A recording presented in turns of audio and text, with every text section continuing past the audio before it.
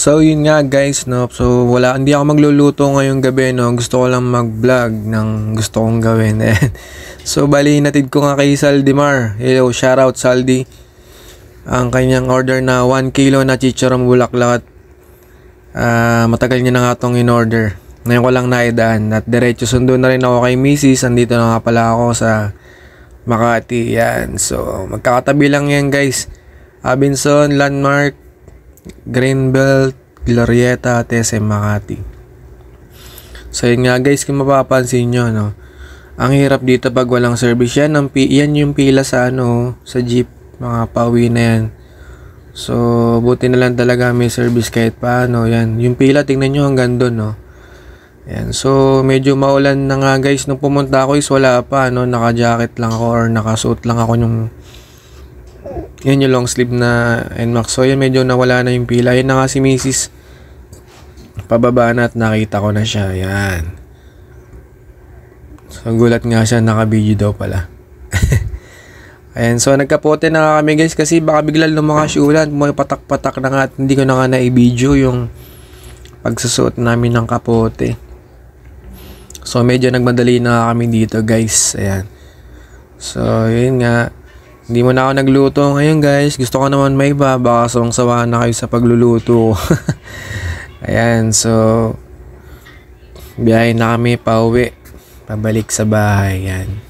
So bali ang shift niya is 11:30 to 8:30. Nakauwi na ako. Nakaluto na rin ako ng paksiw kanina. Yun yung hindi ko na i-video guys. Nagluto na ako ng paksiw na isda. Ayan, so ganda dito guys, no, sa Makati, sa sentro ng mga mall, sa gitna. Ayan, so napapaligiran ka ng malalaking buildings. Ayan. So dadaanan ko nga dyan yung SM Makati tsaka Dusit Thani Hotel. Yan, yung mga nadadaanan. Yung mga nakikita nyo sa EDSA pag dumadaan kayo.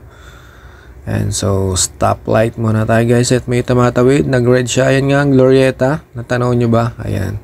So masarap maglibot dyan guys. Maliwalas. Although maganda naman yan sa mga mall.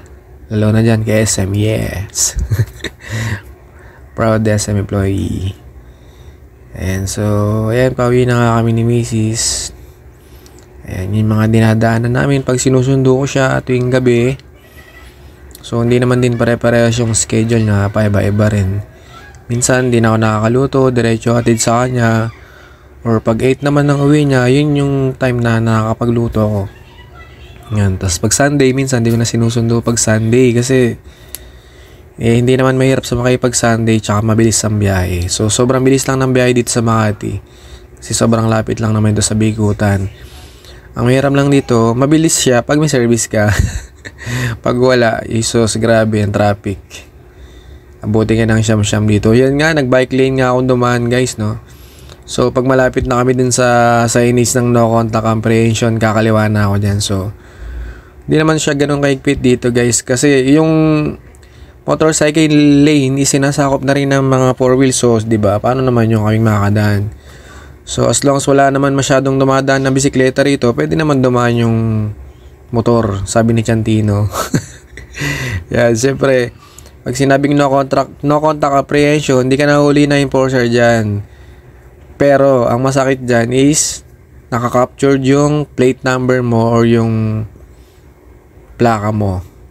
So pag nag-rehistro ka, tsaka mo na lang makikita lahat ng violation mo. So ayun yan guys, yung plaka yan. Gawing kanan yung kulay blue, yung nakalagay na no contact apprehension. So meaning kahit walang nanguhuli dyan, nakukuha ka ng CCTV.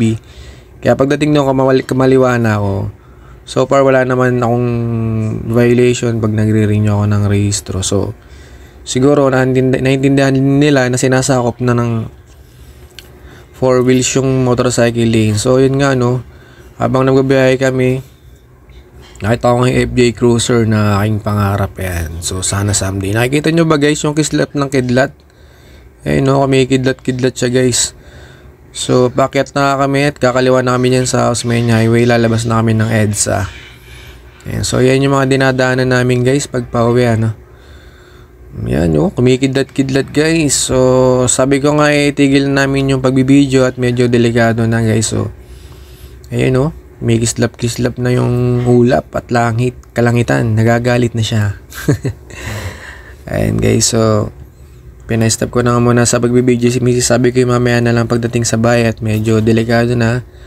Lumalakas na rin ang ulan at namabasa na rin kami. I mean yung cellphone. Hirap na mag-video. Ayan guys, so sabi ko video na lang ulit pagdating sa bahay. Yan, so nakarating na kami sa bahay guys, no? At kami gutom na at anong oras na rin naman yan. Pinagana nga ni Mrs. yung sili. So paksiw yan guys, maraming talong. Na nakalagay, tinatakpan ko ngayon kanin ko guys. At baka nakita nyo madami yan. Puro kanin na ngayon kamay ko na nagsawsaw. Walang ka-arte-arte sa santino nyo. At dalaw lang naman kami ni Mrs. kumakain. So yun, sobrang gutom na nga yan si Santino. At anong oras na rin sumundo pa kay Mrs. Yan, siyempre dapat sabay kami kakain. Kahit gutom na ako, konting oras na lang. So thank you guys sa lahat ng support. And God bless you all. Ingat po ang lahat.